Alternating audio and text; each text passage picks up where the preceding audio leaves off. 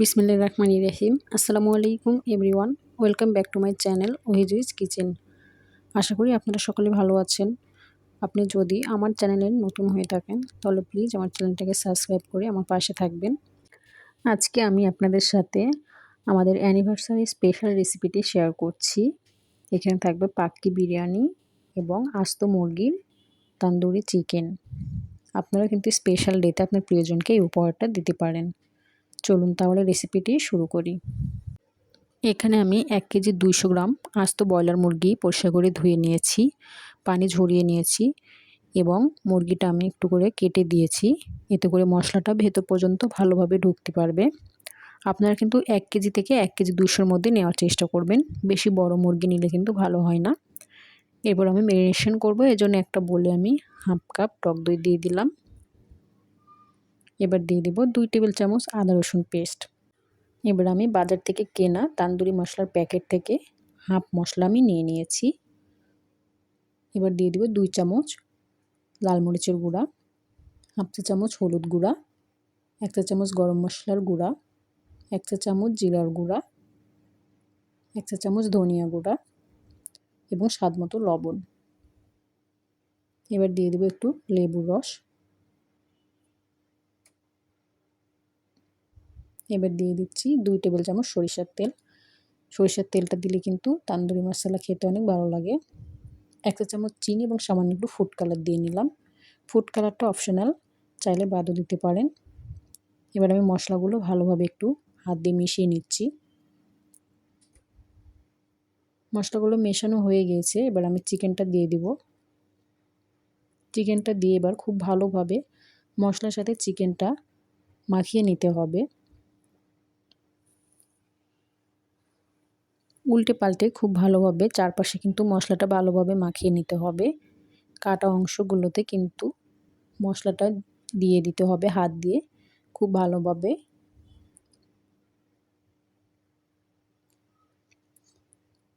চিকেনটা আমি সম্পূর্ণটা এভাবে মশলা দিয়ে মাখিয়ে নেব। চিকেনটা আমার মাখানো হয়ে গেছে, এবার আমি এটা রেস্টে রেখে দেব। আমি সারা রাতের জন্য রেস্টে রাখবো। এক্ষেত্রে কিন্তু অবশ্যই নর্মাল ফ্রিজে সংরক্ষণ করতে হবে, তবে আপনাদের হাতে সময় কম থাকলে 4-5 ঘন্টাও রাখতে পারেন, তবে সেক্ষেত্রে নর্মাল ফ্রিজে না রাখলেও হবে। সারা রাত রাখলে কিন্তু রেজাল্ট অনেক ভালো আসে। ফিরে আসলাম সারা রাত পর। দেখুন আমার চিকেনটা কিন্তু খুব ভালোভাবে মশলার সাথে ম্যারিনেশন হয়ে গিয়েছে।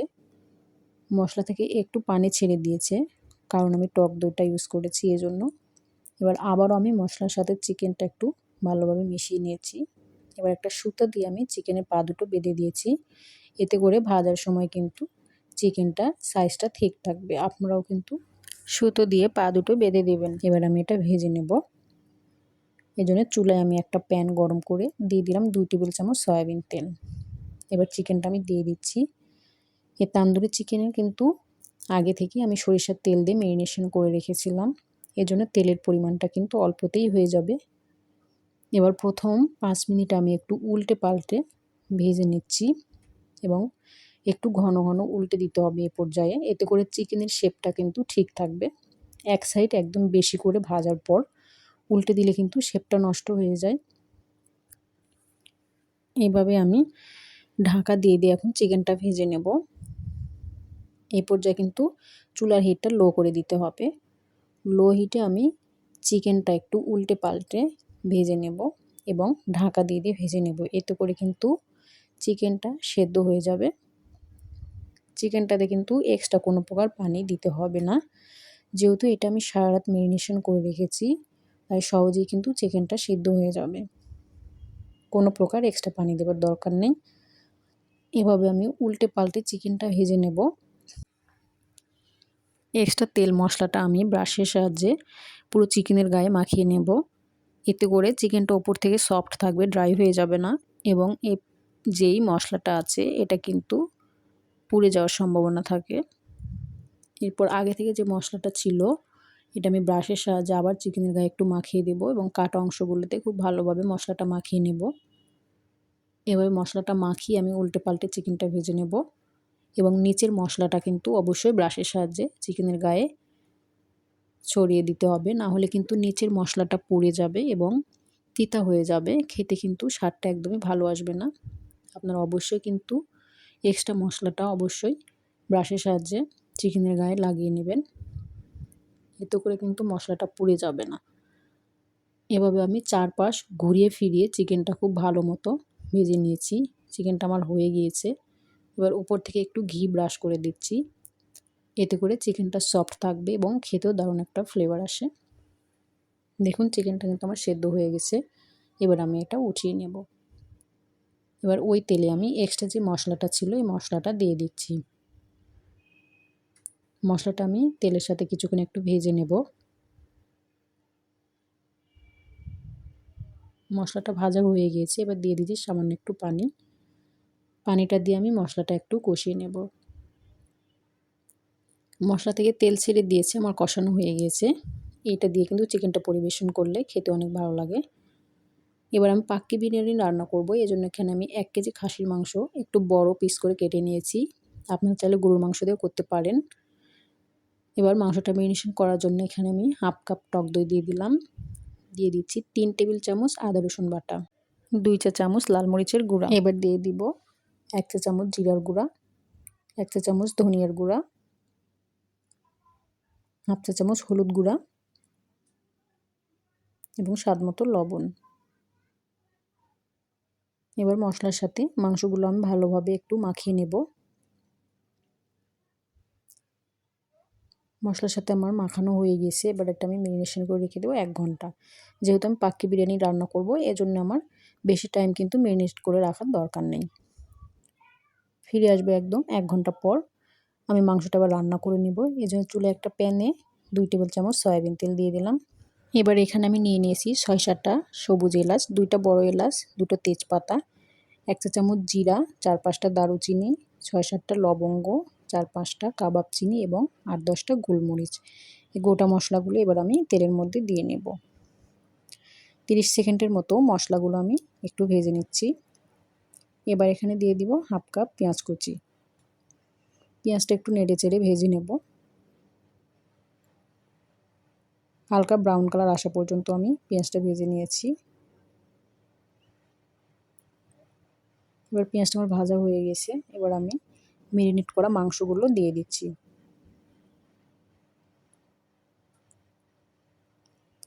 এবার মাংসগুলো একটু নেড়েচেড়ে মিশিয়ে নেব। চুলার হিটটা এ পর্যায়ে হাই হিটে রেখে আমি মাংসটা কিছুক্ষণ কষিয়ে নেব। এ পর্যায়ে কিন্তু পানি দেবার দরকার নেই, মাংস থেকে কিন্তু এমনিতেই পানি বের হবে যেহেতু টক দই দেওয়া আছে। এবার আমি ঢাকা দিয়ে দিলাম। এভাবে আমি হাই হিটে রেখে মাংসটা কষিয়ে নেব। মাংস থেকে কিন্তু পানি ছেড়েছে, এই পানিটা একদম শুকিয়ে আসা পর্যন্ত আমি মাংসটা কষিয়ে নেব। দেখুন আমার মাংস থেকে কিন্তু তেল ছেড়ে দিয়েছে। এবার এখানে আমি অ্যাড করে দেব 2 কাপের মতো ফুটন্ত গরম পানি। এবার ঢাকা দিয়ে দিলাম। এবার মাংসটা সেদ্ধ হয়ে আসা পর্যন্ত রান্না করে নেব। এর ফাঁকে আমি এখানে 750 গ্রাম বাসমতি চাল পরিষ্কার করে ধুয়ে পানি দিয়ে ভিজিয়ে রেখেছি। এতে করে কিন্তু রাইসটা ঝরঝরেই হবে এবং লম্বা হবে। আপনারা কিন্তু এই প্রসেসটি ফলো করবেন। আর এর মাঝে আমি আলু ভেজে নেব। এজন্য চুলায় একটা প্যানে 1 টেবিল চামচ সয়াবিন তেল দিয়ে দিলাম। এবার 2টা বড় সাইজের আলু আমি লবণ আর ফুড কালার দিয়ে মাখিয়ে রেখেছিলাম। আলুগুলো আমি লালচে করে ভেজে নেব। ফুড কালারটা অপশনাল, চাইলে নাও দিতে পারেন। আলুটা আমি ভেজে নিয়েছি। এর মাঝে কিন্তু আমি মাংসটা মাঝে মাঝে একটু নেড়ে দিয়েছি।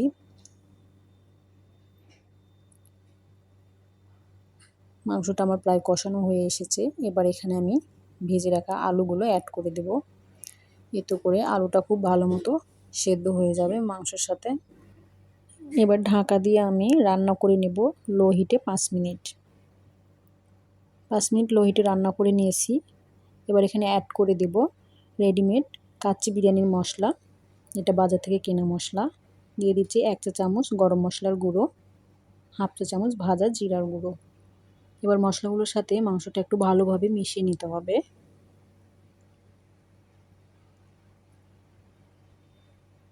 মশলাটার সাথে আমি মাংসটা খুব ভালোভাবে মিশিয়ে নিয়েছি। এবার এখানে আমি অ্যাড করে দেব 8-10টা কাঁচামরিচ অর্ধেকটা মাঝখান দিয়ে ভেঙে দিয়েছি এবং অর্ধেকটা গোটা রেখেছি। এবার দিয়ে দেবো 1 চা চামচ চিনি। এতে করে স্বাদে কিন্তু সুন্দর একটা ব্যালেন্স আসে। এটা কিন্তু নিজের স্বাদ মতো দেওয়াই ভালো। এবার আমি ঢাকা দিয়ে লো হিটে 5 মিনিট রান্না করে নিয়েছি। আমার মাংসটা কিন্তু কষানো হয়ে গিয়েছে। এবার চুলাটা অফ করে দিয়ে আমি এক সাইডে রেখে দেব। এর মাঝে আমি বড় একটি প্যানে পর্যাপ্ত পরিমাণ পানি ফুটতে দিয়েছিলাম। এবার দিয়ে দিচ্ছি 1 চা চামচ শাহি জিরা, সামান্য একটু সয়াবিন তেল এবং দিয়ে দিচ্ছি লবণ। লবণটা কিন্তু এ পর্যায়ে বেশি দিতে হবে, এতে করে চাল ফোটার পর কিন্তু লবণটা ঠিক হবে। আর শাহি জিরাটা কিন্তু কাচ্চি বিরিয়ানির প্যাকেট মশলার মধ্যেই থাকে। আর তেলটা দেওয়ার কারণে কিন্তু চালটা অনেক ঝরঝরে হবে। এরপর আগে থেকে ভিজিয়ে রাখা চালটা আমি ছেঁকে একটা স্ট্রেনারে রেখেছিলাম। চালগুলো দিয়ে আমি ফুটিয়ে নেব। এ পর্যায়ে চালটা আমার 50% সেদ্ধ হয়ে এসেছে। আমি আরও কিছুক্ষণ জাল করে নেব। ফুল 80% সেদ্ধ করে নিলে কিন্তু একদম পারফেক্ট হবে। আমি 80% সেদ্ধ করে নিয়েছি। এবার আমি রাইসটা ছেঁকে উঠিয়ে নিচ্ছি, একটা স্ট্রেনারে ছেঁকে নেব। এবার আমি পাক্কি বিরিয়ানি প্রিপারেশান করে নিচ্ছি। এখানে আমি যে প্যানেটা রান্না করব, প্যানে দিয়ে দিচ্ছি কষিয়ে রাখা মাংসগুলো। বড় প্যান নেওয়ার চেষ্টা করবেন। মাংসগুলো দিয়ে দিয়েছি। এবার ওপর থেকে দিয়ে দিচ্ছি পেঁয়াজ বেরেস্তা, দিয়ে দিচ্ছি 4-5টা কাঁচামরিচ এবং 1 মুঠ কিশমিশ। এবার আমি রাইসগুলো দিয়ে দিচ্ছি। রাইসটা কিন্তু এখনও গরম আছে, অবশ্যই গরম অবস্থায় দেওয়ার চেষ্টা করবেন, ঠান্ডা করে নেবেন না। আর রাইসটা কিন্তু ছড়িয়ে ছড়িয়ে দিতে হবে, একবারে চাপাচাপি করে দেওয়া যাবে না। এরপর ওপর থেকে আমি কিছুটা গ্রেভি এবং আলু রেখে দিয়েছিলাম, এগুলো দিয়ে দিলাম। এবার আবারও দিয়ে দিচ্ছি পেঁয়াজ বেরেস্তা। এবার দিয়ে দিচ্ছি 4-5টা কাঁচামরিচ, এতে করে ফ্লেভার আসবে সুন্দর। এবার 1 মুঠ কিশমিশ এবং আবারও কাচ্চি বিরিয়ানি মশলা একটু দিয়ে দিলাম। দিয়ে দিচ্ছি 1 চা চামচ কেওড়া জল। এবার এখানে দুধ আর ফুড কালার মিক্সড করে রেখেছিলাম, এই মিশ্রণটা এবার দিয়ে দিব। ফুড কালারটা দিলে কিন্তু কালারটা সুন্দর আসে বিরিয়ানির, একদম রেস্টুরেন্টের মতো। তবে আপনারা চাইলে ফুড কালারটা নাও দিতে পারেন। এবার 1 চা চামচ ঘি দিয়ে দিলাম। ওপর থেকে আবারও আমি রাইস দিয়ে দিচ্ছি, ছড়িয়ে ছড়িয়ে সুন্দর মতো দিয়ে দিতে হবে। এবার সেম প্রসেসে আমি আরও একটি লেয়ার তৈরি করে নেব। আপনারা অবশ্যই কিন্তু একটা বড় পাতিলে এটা তৈরি করে নেওয়ার চেষ্টা করবেন, যাতে রাইসগুলো চাপাচাপি হয়ে না পড়ে। রাইসগুলো চেপে চেপে দিলে কিন্তু বিরিয়ানিটা ভালো হবে না, নরম হয়ে যেতে পারে। এভাবে আমি আরও একটি লেয়ার তৈরি করে নিচ্ছি। আপনারা কিন্তু অবশ্যই এভাবে বাসায় ট্রাই করবেন। অনেকে কিন্তু কাচ্চি বিরিয়ানি করতে ঝামেলা মনে করেন, তবে এই পাক্কি বিরিয়ানিটা কিন্তু খুব সহজে তৈরি করা যায়। এবার আমি ঢাকা দিয়ে দিলাম। এবার চুলায় বসিয়ে দেব এবং ঢাকনার ছিদ্রটা আমি একটা লবঙ্গ দিয়ে বন্ধ করে দিচ্ছি। যেহেতু আমি পাক্কি বিরিয়ানি রান্না করব, এজন্য চারপাশে আটা দিয়ে সিল না করলেও হবে। এবার আমি প্রথম 5 মিনিট মিডিয়াম টু হাই হিটে রান্না করে নেব। এরপর 25 মিনিট পুরো লো হিটে রান্না করে নেব। একদম লো হিটে রাখতে হবে। আপনাদের পাতিলের তলা যদি পাতলা হয় তাহলে অবশ্যই একটা তাওয়া বসিয়ে দেবেন। আমি একদম 30 মিনিট পর ফিরে এসেছি। বিরিয়ানি থেকে কিন্তু খুব সুন্দর একটা ঘ্রাণ বেরিয়ে এসেছে। আমি আপনাদেরকে উঠিয়ে দেখিয়ে দিচ্ছি। মাশাআল্লাহ, অনেক সুন্দর হয়েছে। বিরিয়ানির রাইসটা কিন্তু একদম ভেঙে যায়নি এবং অনেক ঝরঝরে হয়েছে। মাংসটা তো আগে থেকে কষিয়ে নিয়েছি, মাংসটাও সেদ্ধ হয়ে গিয়েছে। আপনারা কিন্তু অবশ্যই এভাবে বাসায় একবার ট্রাই করবেন। এবার আমি এটা পরিবেশন করে নেব। এজন্য এখানে আমি একটা বড় প্লেট নিয়ে নিয়েছি। যেহেতু আমি ডালা সাজাবো, এই কারণে বড় একটা ট্রে নিয়েছি। এবার আমি বিরিয়ানিটা চারি সাইড দিয়ে দিয়ে দিচ্ছি। মাঝখানটায় ফাঁকা রেখে দেব, যেহেতু মাঝখানে আমি চিকেনের থালাটা বসাবো, এই কারণে মাঝখানটা একটু ফাঁকা করে নিয়েছি। এরপর আমি আগে থেকে যে রান্না করাটা তান্দুরি চিকেন ছিল, এই প্লেটটা বসিয়ে দিলাম। এবার আমি সেদ্ধ করে রাখা ডিম স্লাইস করে কেটে নিয়েছি, এগুলো দিয়ে একটু সাজিয়ে নিচ্ছি। মাঝখান দিয়ে একটু কাঁচামরিচ দিয়ে দিচ্ছি। আপনারা কিন্তু আপনাদের পছন্দ মতো করে সাজিয়ে নিতে পারেন। এবার দিয়ে দিচ্ছি শসা। আপনারা চাইলে কিন্তু এ পর্যায়ে যে কোনো ধরনের কাবাব অ্যাড করতে পারেন। এবার লেবু স্লাইস দিয়ে দিচ্ছি। এভাবে আমি পুরো ডালাটা সাজিয়ে নিয়েছি। মাশাআল্লাহ, দেখতে কিন্তু অনেক সুন্দর লাগছে, খেতেও কিন্তু দারুণ। আপনারা কিন্তু আপনার স্পেশাল ডেতে প্রিয়জনকে কিন্তু সারপ্রাইজ দিতে পারেন এই রেসিপিটি তৈরি করে। আর আমার রেসিপিটি ভালো লাগলে please like, comment and share করে দেবেন। এবং আমার চ্যানেলটাকে সাবস্ক্রাইব করে আমার পাশে থাকবেন। আর পরবর্তী ভিডিও নোটিফিকেশান পেতে অবশ্যই বেল বাটনটি ক্লিক করে রাখবেন। দেখা হবে পরবর্তী কোনো ভিডিওতে। এ পর্যন্ত সবাই ভালো থাকবেন। আল্লাহ হাফেজ।